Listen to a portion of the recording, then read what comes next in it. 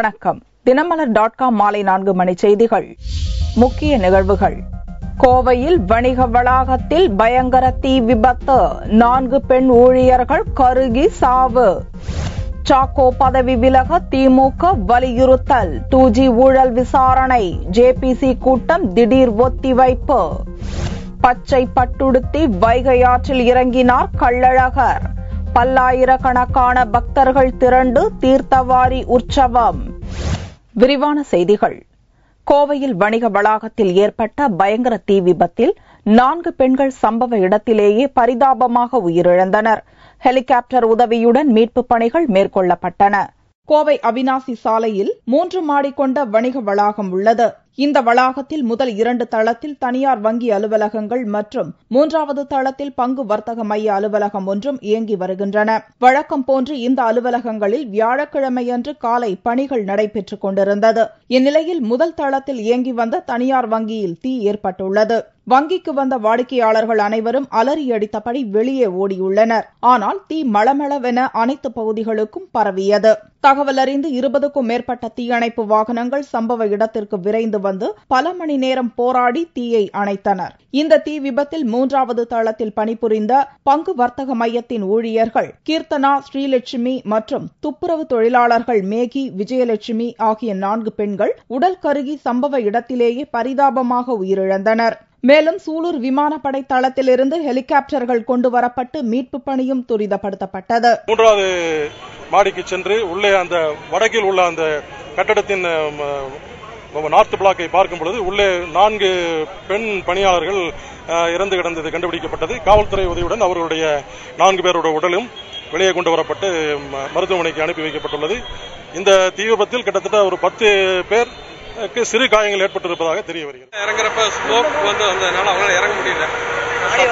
சஃபகேஷன்ல ஒரு பொண்ணு கீர்த்தனாங்கிற பொண்ணு பாடி எடுத்துட்டு போறத கன்ஃபார்ம் பண்ணிட்டோம். இன்னொரு ஸ்ரீலட்சுமிங்கிற பொண்ணு ஐடென்டிஃபை பண்ணணும். அது போக ஸ்வீப்பர் ஒரு லேடி மிஸ்ஸிங் சொல்றாங்க. We need to identify the body.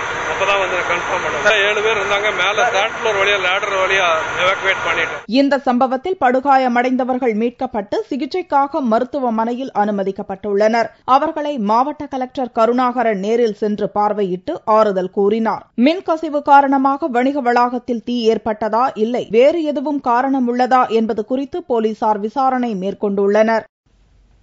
2G ஊழல் விவகாரம் தொடர்பான பார்லிமென்ட் கூட்டுக்குழு கூட்டம் திடீரென்று ஒத்திவைக்கப்பட்டது. 2G ஊழல் விவகாரம் தொடர்பாக காங்கிரஸ் எம்பி சாக்கோ தலைமையில் அமைக்கப்பட்ட பார்லிமென்ட் கூட்டுக்குழு விசாரணை மேற்கொண்டது. இக்குழுவின் விசாரணை அறிக்கை குழு உறுப்பினர்களின் ஒப்புதலை பெறுவதற்கு முன்பே வெளியானது. அதில் பிரதமர் மன்மோகன் சிங், அப்போதைய நிதியமைச்சர் சிதம்பரம் ஆகியோருக்கு 2G அலைக்கற்றை ஒதுக்கீட்டில் எந்த தொடர்பும் இல்லை என்றும், பிரதமர் மன்மோகன் சிங்கை அப்போதைய தொலைத்தொடர்புத்துறை அமைச்சர் ராசா தவறாக வழிநடத்தியதாகவும் குற்றம் சாட்டப்பட்டிருந்தது.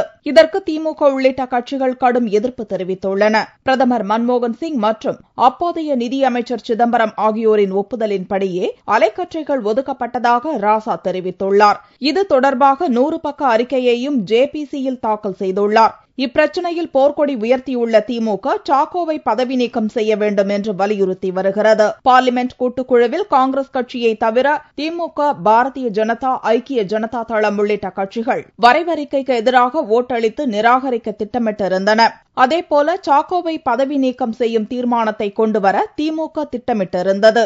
இந்நிலையில் வியாழனன்று மாலையில் நடப்பதாக இருந்த பார்லிமென்ட் கூட்டுக்குழு கூட்டம் திடீரென்று தேதி குறிப்பிடப்படாமல் ஒத்திவைக்கப்பட்டுள்ளது. பிரதமர் மன்மோகன் சிங் பதவி விலக வலியுறுத்தி எதிர்க்கட்சிகள் அமளியில் ஈடுபட்டதால் ராஜ்யசபா அடுத்தடுத்து ஒத்திவைக்கப்பட்டது. மகாவீர் ஜெயந்தியை ஒட்டி ஒருநாள் விடுமுறைக்கு பின்னர் வியாழனன்று பார்லிமென்ட் கூடியது. ராஜ்யசபா கூட்டம் துவங்கியவுடனே பிரதமர் மன்மோகன் சிங் பதவி விலக வலியுறுத்தி பாரதிய ஜனதா உள்ளிட்ட எதிர்க்கட்சியினர் கோஷம் எழுப்பினர். அதேபோல ஜேபிசி தலைவர் சாக்கோவுக்கு எதிராக திமுகவினர் கோஷம் எழுப்பினர். சீன படைகள் இந்திய எல்லையில் ஊடுருவல் பிரச்சினையும் எழுப்பப்பட்டது. இதனால் ஏற்பட்ட அமளி காரணமாக ராஜ்யசபாவை பகல் 12 மணிக்கு சபைத் தலைவர் ஹமீத் அன்சாரி ஒத்திவைத்தார். 12 மணிக்கு சபை கூடியதும் மீண்டும் அமளி நீடிக்கவே ராஜ்யசபா அடுத்தடுத்து ஒத்திவைப்புகளை சந்தித்தது. Honorable Deputy Chairman, sir, with your kind permission on behalf of my senior colleagues, please go to your seat. Don't do this, please. House is adjourned to meet at 2 p.m.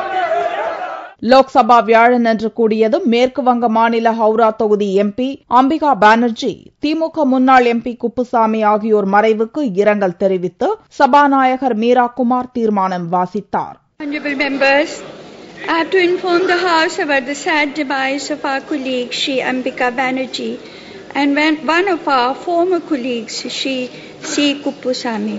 The House may now stand in silence for a short while as a mark of respect to the memory of the departed.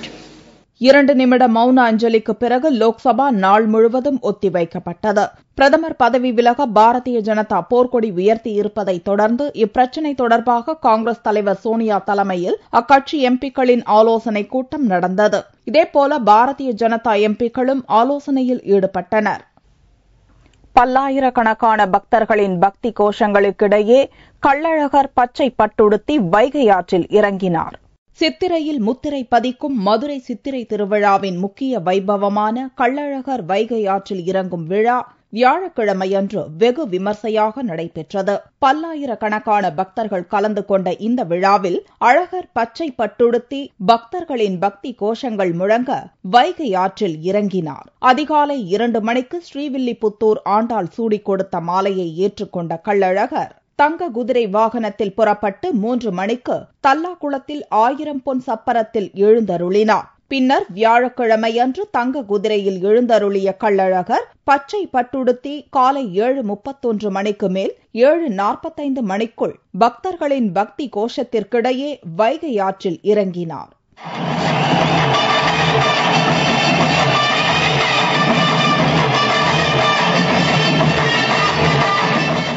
பின் அங்கிருந்து புறப்பட்ட அழகருக்கு ராமராயர் மண்டபத்தில் கள்ளழகர் வேடமணிந்தவர்கள் தண்ணீர் பீய்ச்சி அடித்து தங்களின் நேர்த்திக் கடனை செலுத்தி தீர்த்தவாரி உற்சவம் நடத்தப்பட்டது. இந்த விழாவில் தமிழகம் மட்டுமின்றி நாட்டின் பல்வேறு பகுதிகளைச் சேர்ந்த பக்தர்கள் வந்து கலந்து கொண்டனர். சாமி பார்க்க வைகை ஆத்துல இறங்குற பாதத்துக்கு நல்லா பார்த்தா சாமி தரிசனம் நல்லா கிடைச்சது. வெள்ளிக்கிழமையன்று காலை சேஷ வாகனத்தில் புறப்படும் கள்ளழகர் வண்டியூர் வைகை ஆற்றில் மண்டூக மகரிஷிக்கு சாப விமோச்சனம் அளிக்கிறார். இரவு ராமராயர் மண்டபத்தில் தசாவதாரம் நிகழ்ச்சி நடக்கிறது. திங்கட்கிழமையன்று கள்ளழகர் அழகர் மலைக்கு சென்றடைகிறார். சூரிய ஒளி மின்சாதனங்களை பொருத்த 20,000 ரூபாய் முதலீட்டு மானியம் வழங்கப்படும் என்று தமிழக முதல்வர் ஜெயலலிதா அறிவித்துள்ளார். தமிழக முதல்வர் ஜெயலலிதா வியாழனன்று சட்டசபையில் விதி எண் 110 கீழ் ஒரு அறிவிப்பை வெளியிட்டார். மின் உற்பத்தியில் தன்னிறைவு பெற்றால்தான் தமிழகம் தலைசிறந்த மாநிலமாக திகழும் என்று தெரிவித்த முதல்வர் ஜெயலலிதா நீலகிரி மாவட்டத்தில் 7,000 கோடி ரூபாய் செலவில் 2,000 மெகாவாட் திறன் கொண்ட நீரேற்று புனல் மின் திட்டம் உருவாக்கப்படும் என்றும் மின் கட்டமைப்பு மற்றும் தொடரமைப்பை வலுப்படுத்த ஜப்பான் நாட்டின் நிதியுதவியோடு 5,000 கோடி மதிப்பிலான துணை மின் நிலையங்கள் மின் தொடர் பாதைகள் அமைக்கும் பணிகள் மேற்கொள்ளப்படும் என்றும் அறிவித்தார். முதல் கட்டமாக 10,000 மின் நுகர்வோருக்கு சூரிய ஒளி மின் உற்பத்தி சாதனங்களை அமைக்க முதலீட்டு மானியமாக 20,000 ரூபாய் வழங்கப்படும் என்றும் முதல்வர் அறிவித்தார். உற்பத்தி சார்ந்த ஊக்கத்தொகை அல்லது கிலோவாட் ஒன்றிற்கு 20,000 ரூபாய் முதலீட்டு மானியம் மேற்கூரையில் சாதனங்களை பொருத்தி மின் உற்பத்தி செய்யும் வீட்டு மின் உபயோகிப்பாளர்களுக்கு வழங்கப்படும். இத்திட்டத்தின் முதல் கட்டமாக 10,000 வீட்டு மின் நுகர்வோர் பயன்பெறுவர். நீலகிரி மாவட்டத்தில் 7,000 கோடி ரூபாய் மதிப்பீட்டில் 2,000 மெகாவாட் மின் திறன் கொண்ட சில்லஹல்லா நீரேற்று புனல் மின் திட்டம் உருவாக்கப்படும்.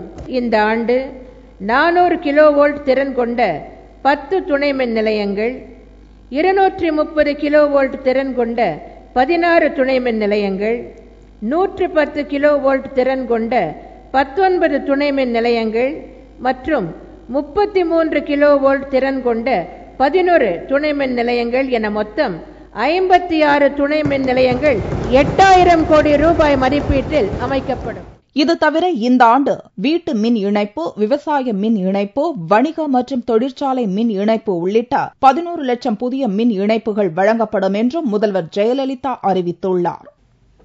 கன்னியாகுமரியில் பாரதிய ஜனதா கட்சி நடத்திய வேலைநிறுத்த போராட்டம் குறித்து கவன ஈர்ப்பு தீர்மானம் கொண்டுவர முயன்ற காங்கிரஸ் எம்எல்ஏக்கள் சபாநாயகர் மறுத்ததால் வெளிநடப்பில் ஈடுபட்டனர். தமிழக சட்டசபையில் வியாழனன்று கேள்வி நேரத்திற்கு பின்னர் கன்னியாகுமரி மாவட்டத்தில் பாரதிய ஜனதா கட்சியினர் நடத்திய பந்த் போராட்ட வன்முறை தொடர்பாக சிறப்பு கவன ஈர்ப்பு தீர்மானம் கொண்டுவர காங்கிரஸ் கட்சியினர் வேண்டுகோள் விடுத்தனர். இதற்கு சபாநாயகர் தனபால் அனுமதி மறுத்து மானிய கோரிக்கை மீதான விவாதத்தை துவக்கினார். இதற்கு எதிர்ப்பு தெரிவித்த காங்கிரஸ் எம்எல்ஏக்கள் சட்டசபையில் இருந்து வெளிநடப்பு செய்தனர்.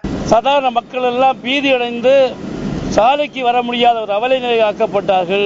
அரசின் கவனத்துக்கு இந்த பிரச்சனையை வைப்பதற்காக கவன ஈர்ப்பு தீர்மானத்தை வைத்தோம். அதை சொல்வதற்கு தருணம் தராத காரணத்தால் என்னை வாக் அவுட் பண்ணியிருக்கிறோம். ஒரு மாவட்டம் ஸ்தம்பிக்கக்கூடிய அளவில் இப்படிப்பட்ட ஒரு அக்கிரமமான செயலை ஒரு கட்சி செய்திருக்கிறது. இந்த அரசு தக்க நடவடிக்கை எடுக்க வேண்டும். கன்னியாகுமரி மாவட்டத்தில் பாரதிய ஜனதா கட்சி மூத்த தலைவர் காந்தி மீது நடைபயிற்சியின் போது கொலைவெறி தாக்குதல் நடத்தியதை கண்டித்து வேலை நிறுத்தம், கடையடைப்பு போராட்டம் நடந்தது குறிப்பிடத்தக்கது.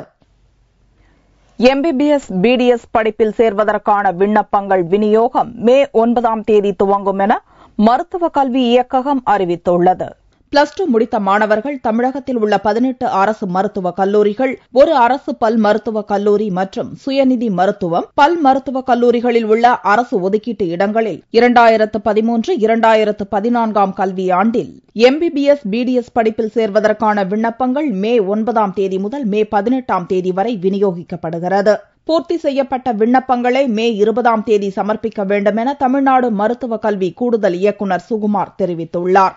2013-14 ஆண்டிற்கான மருத்துவ மற்றும் பல் மருத்துவ படிப்பிற்கான விண்ணப்பங்கள் மே மாதம் 9 முதல் மே மாதம் 18 வரை 18 அரசு மருத்துவக் கல்லூரி மற்றும் ஒரு பல் மருத்துவக் கல்லூரியில் வழங்கப்படும். பூர்த்தி செய்யப்பட்ட விண்ணப்பங்கள் தேர்வுக்குழுவிற்கு வந்து சேர வேண்டிய கடைசி நாள் மே மாதம் 20 மாலை 5 மணி. மெரிட் லிஸ்ட் வெளியிடப்படும் போது கவுன்சிலிங் பற்றிய முழு விவரங்கள் தெரியப்படுத்தப்படும். கலந்தாய்வு தேதி +2 தேர்வு முடிவிற்கு பிறகு அறிவிக்கப்படும் என தெரிவித்துள்ள சுகுமார், இந்த ஆண்டு 40,000 விண்ணப்பங்கள் அச்சடிக்கப்பட்டு தயார் நிலையில் உள்ளதாக தெரிவித்தார். 8 சங்கங்கள் போட்டியிடும் ரயில்வே தொழிற்சங்கங்களுக்கான அங்கீகார தேர்தல் தொடங்கியது. நாடு முழுவதும் உள்ள ரயில்வே தொழிலாளர்களின் பிரச்சினைகள் குறித்து நிர்வாகத்துடன் பேசி தீர்வு காண்பதற்காக ரயில்வே தொழிற்சங்கங்களுக்கு அங்கீகாரம் வழங்கும் வகையில் தேர்தல் நடத்தப்படுகிறது. 2007 ஆண்டில் முதலாக நடந்த இந்த தேர்தல் தற்போது மீண்டும் நடக்கிறது. தமிழகத்தில் வியாழக்கிழமை தொடங்கிய தேர்தல் வரும் 27 வரை நடைபெறுகிறது. பின்னர் ஓட்டு பெட்டிகள் டெல்லிக்கு அனுப்பப்பட்டு மே 2 முடிவுகள் அறிவிக்கப்பட உள்ளது. 30% ஓட்டுகள் பெற்ற சங்கங்களுக்கு அங்கீகாரம் வழங்கப்படும். இதில் தெற்கு ரயில்வேயில் பணிபுரியும் 86,000 பேர் ஓட்டளிப்பர் என்றும், நாடு முழுவதும் 12 லட்சம் தொழிலாளர்கள் ஓட்டளிப்பர் என்றும் தெரிவிக்கப்பட்டுள்ளது. தேர்தல் தொடங்கிய முதல் நாளே ரயில்வே தொழிலாளர்கள் நீண்ட வரிசையில் நின்று ஓட்டளித்தனர். ஈரோட்டில் பூட்டியிருந்த வீட்டின் கதவை உடைத்து 52 சவரன் நகை மற்றும் 1 லட்சம் ரூபாய் ரொக்க பணத்தை கொள்ளையடித்துச் சென்ற மர்ம நபர்களை போலீசார் தீவிரமாக தேடி வருகின்றனர்.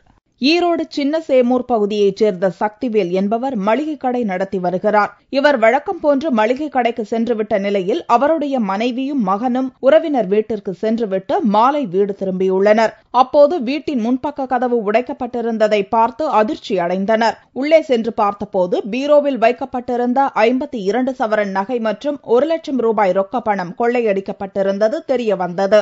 இதுகுறித்து சக்திவேல் அளித்த புகாரை தொடர்ந்து சம்பவ இடத்திற்கு கைரேகை நிபுணர்கள் மற்றும் மோப்ப நாயுடன் போலீசார் சம்பவ இடத்திற்கு விரைந்து வந்தனர். கொள்ளை நடந்த வீட்டை சோதனை செய்த அதிகாரிகள் அருகில் உள்ளவர்களிடமும் விசாரணை மேற்கொண்டனர். ஒரு மளிகை வச்சிருக்க சக்திவேல்ட்டு அவங்க வீட்டில் வெளியில போயிருந்தாங்க. அவங்க அம்மா அப்பா கடையில் மளிகை வியாபாரம் பார்த்துட்டு இருந்தாங்க. அப்போ சில மழை பெஞ்சிருந்த நேரத்தில் யாரோ திருட்டு கொள்ளையர்கள் புகுந்து அவங்க வீட்டில் இருந்த பணம் மற்றும் நகை ஆகியவற்றை திருடி இருக்காங்க. காவல்துறை விரைந்து கண்டுபிடிக்குமாறு கேட்டுக்கொள்கிறோம். இந்த கொள்ளை சம்பவம் குறித்து வீரப்பன் சத்திரம் போலீசார் வழக்கு பதிவு செய்து கொள்ளையர்களை தீவிரமாக தேடி வருகின்றனர். தங்கத்தின் விலை வியாழக்கிழமையன்று சவரனுக்கு 360 ரூபாய் அதிகரித்துள்ளது. ஒரு சவரன் தங்கம் 20,592 ரூபாய்க்கு விற்பனையானது. 1 கிராம் ஆபரண தங்கம் 2,574 ரூபாயாக இருந்தது. வெள்ளி கிராமுக்கு 1 ரூபாய் அதிகரித்து 1 கிராம் 48 ரூபாய் 10 காசுகளுக்கு விற்பனையானது. பார் வெள்ளியின் விலை 44,945 ரூபாயாக இருந்தது. கோவை மாவட்டம் சூலூர் அருகே சூறாவளி காற்றுடன் பலத்த மழை பெய்ததால் 2 கோழி பண்ணைகள் இடிந்து விழுந்து ஆயிரக்கணக்கான கோழிகள் பலியாயின. கோவை மாவட்டத்தில் பரவலாக அனைத்து இடங்களிலும் மழை பெய்த நிலையில் சூலூர் மற்றும் சுற்றுவட்டார பகுதியில் பலத்த சூறாவளி காற்றுடனும் இடி மின்னலுடனும் கனமழை பெய்தது. இந்த மழையால் போகம்பட்டி கிராமத்தில் கோவிந்தராஜ் என்பவருக்கு சொந்தமான 2 கோழி பண்ணைகள் முற்றிலும் இடிந்து விழுந்தன. இதனால் பண்ணைகளிலிருந்த ஆயிரக்கணக்கான கோழிகள் இடிபாடுகளுக்குள் சிக்கி பலியாயின. 3 மணி அளவு சூறாவளி காத்தோடு மழை வந்து கோழி பண்ணை வந்து 300 அடி செட்டு 2 செட்டு வந்து தரமட்டமாயிடுது. காற்று சூறாவளி காத்ததுனால கோழிகள் அதில் வந்து உயிர் சேதம் நிறைய ஆகி போகுது. இதை வச்சு தான் நாங்கள் வந்து குடும்ப செலவெல்லாம் பார்த்துட்டு இருந்தோம். இங்கே வந்து சுமார் ஒரு 16 லட்ச ரூபா மதிப்புள்ள வந்து ரொம்ப சேதமாயிடுது. தொடர்ந்து பெய்த மழையால் நகரில் முக்கிய வீதிகளில் வெள்ளம் கரைபுரண்டு ஓடியது. சூறைக்காற்றால் ஆங்காங்கே ஒரு சில இடங்களில் மரங்கள் மின் கம்பங்கள் சாய்ந்து விழுந்தன. மழையால் பல இடங்களில் போக்குவரத்து பாதிப்பும் ஏற்பட்டுள்ளது. மீண்டும் செய்திகள் இந்திய நேரப்படி இரவு 8 மணிக்கு. வணக்கம்.